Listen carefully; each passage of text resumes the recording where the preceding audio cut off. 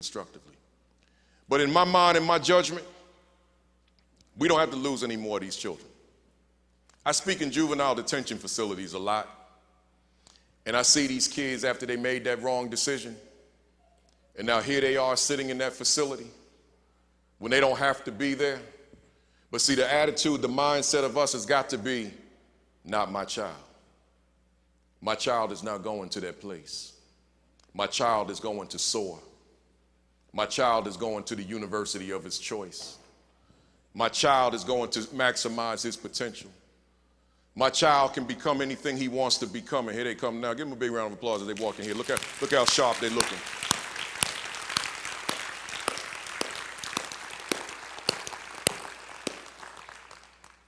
You see, when they come in here, I want to show you something when they all get in here.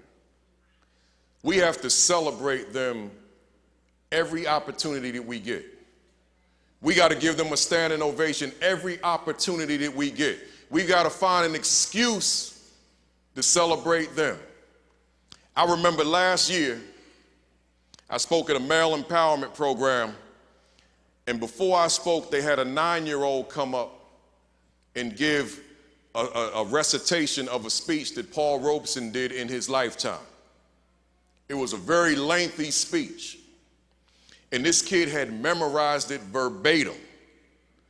And the way he delivered it, his voice inflection, etc., it was just phenomenal. And when he finished, he got one of these. Now, it just so happened that the day before that day, the NBA All-Star game had taken place. And I knew that there were men and women who were cheering at their television sets over people that they do not know, will never know, and they could not hear the applause. But yet they got excited over somebody dunking a basketball. And then when that young black boy came up and gave that speech, he didn't get the applause. See, we have to applaud them.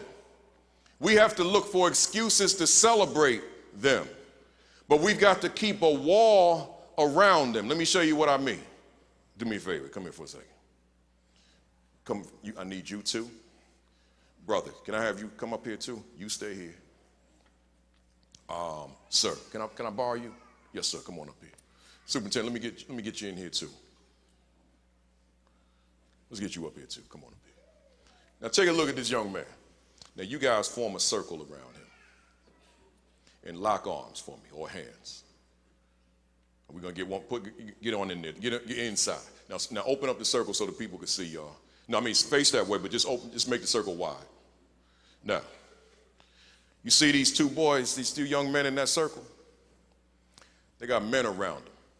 See, unless they try to be wise guys in terms of trying to mess up this scenario I have here, they can't break out of that. I want you to just walk and try to, don't try to dip underneath, but just try to walk through that. See, how about here? Just walk, use some force. See, can't do it. Go ahead and try to go that way. See, they're locked in because they have men around them.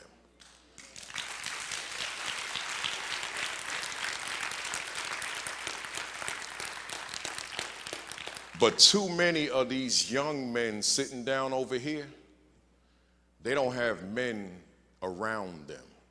They have males around them.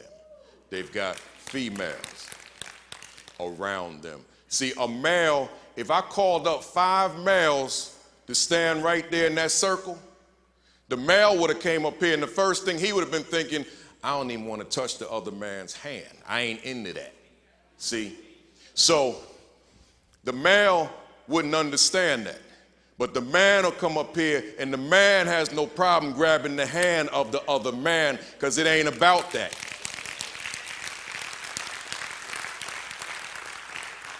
The man said, I'm going to keep that young boy locked inside. You ain't going nowhere until it's the time for you to go. And when it's time for you to go, then I can open up the gate because now you are empowered. But until that time, you are going to stay within the wall. See, but so many of these young men, and I don't mean them specifically, I mean them generically, no men. No men around them. Give all these young men, older men and young men. Thank you, folks.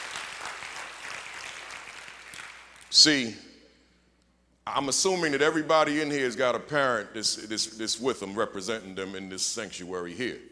So I want to reiterate, I don't want to talk all night. I just want to kind of touch on a couple of things, and then I want to open up the floor. As I was saying to them in the other room, I'm going to be repetitive for them, but you're hearing it for the first time. We have to teach them what it is to be a man. See, we can't assume that because they turn 18 or they turn 21, that they are men. We can't make that assumption. But see, too many of us, we think, I'm 18 now, I'm a man. But then I have to ask the question, well, how do you define man? And see, many of us don't have a definition of manhood. How can you be a man if you don't know what a man is? So I've studied this thing for years.